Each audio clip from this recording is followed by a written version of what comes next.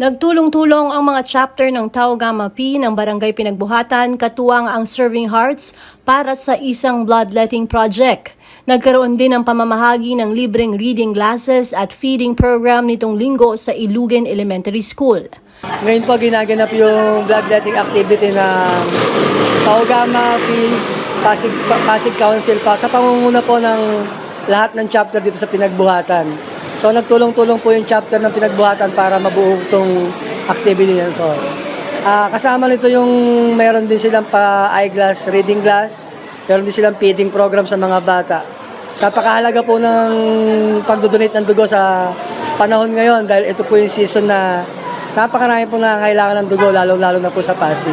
As usual, ang target namin ngayon dahil sa napag-usapan namin na naging mandatory yung bawat chapter, papadala ng 20 bawat chapter. So, ina-expect namin na maka 150 bags ngayong araw para mas marami tayong matulungan. Sa mga donors, basta po healthy yung katawan nyo, meron kayong 50 kilos ang timbang pataas, bawal lang may tattoo, at least 1 year. Yung bagong butas ng tenga, at least 1 year din. Yung mga nagtitake po ng maintenance, pwede naman po yung mga losartan, amlodipine. Huwag lang po yung mga naka-antibiotic at aspirin, tsaka yung mga naturukan na anti-rabies, anti-tetano, at least 1 year po sila bago mag-donate ulit. Ang pagdodonate po ng dugo ay napakahalaga. Unang-una sa katawan ng mismong donors, nagiging healthy po yung katawan niya dahil nagpo-produce po tayo ng bagong set of blood. Ang kagandahan din po, pag naging donors ka ng Serving Heart, entitled ka sa libreng dugo. Once na mga ilangan ka, i-message mo lang kami, meron kami binibigay na blue card. Pagka-message mo, magbilang ka na lang mga ilang oras.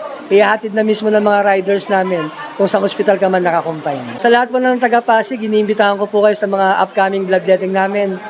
Next Sunday po na Santa Lucia kami. Then sa December 10 na sa San Miguel, Pasig naman po kami. Nandito po tayo sa Ilugan Elementary School para po sa ating bloodletting project na pinangungunahan po ng Serving Heart. Sa pagtutulungan na rin po ng iba't ibang chapter dito po sa Pinagbuhatan. Lahat po ng chapter dito tulad po ng Matanza, Binilda, Bilakwana, Centennial 2, Nagpayong, at yung mga Fontanilla Pulante po. Bukod po sa bloodletting ngayon ay magkakaroon din po tayo ng free reading glasses po para po sa mga gusto po magpasalamin. Kung napapansin niyo po sa likod, meron po tayo ngayon isa pasopas po para po sa lahat ng nandito po ngayong tao para habang po naghihintay ay may pagkain po sila, hindi po sila magugutom. Layunin po ng programang ito ay, syempre, pag dodonate po ng dugo, syempre nakakatulong po sa ibang tao na nangangailangan din po ng dugo. At ayun po yung focus po ng project po na to ngayon. Maraming salamat po sa namumuno po nitong project na to para po maisakatuparan yung ganitong proyekto. Alam naman po natin na kung gaano po ka-importante ang dugo, lalo po sa mga nangangailangan.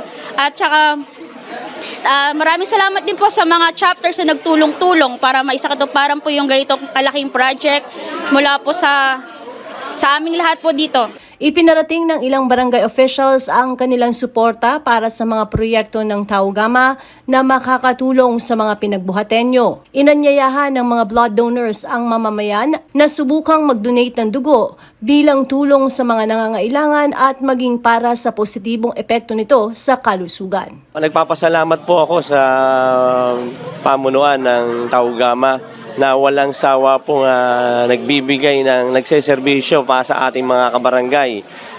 Kilala po natin ng mga Tau Gamma na nagbibigay ng feeding program, yan, katulad nitong bloodletting at iba pang community service para po sa ating mga kabarangay. At umaasa po kami na patuloy nilang gagawin para sa ating mga kabarangay ang ganitong serbisyo at makakaasa po sila na tutulong at makikipag-cooperate ang barangay para maging magatagumpay ang kanilang mga proyekto. Nagpapasalamat kami sa bumubuo at buong samahan ng Tau Gamma dito sa Barangay Pinagbuhatan sa kanilang dinaos na programa para sa bloodletting.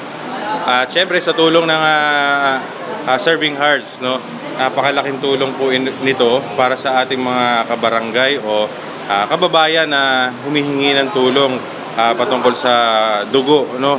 Alam naman nating lahat na napakarami pong nagre-request ng dugo sa donation.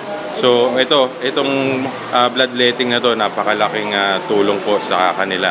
So maraming salamat po ulit, Tau Gamma P, Pinagbuhatan, sa lahat ng chapter sa Pinagbuhatan, at syempre sa Serving Heart. Okay naman po siya. Para po makatulong sa sa mga may kailangan ng dugo. Kailangan din po natin magbigay ng dugo para din po makatulong sa iba. Bali, pangalawang beses ko na po ito pagdodonate. Para po papalitan yung mga dugo na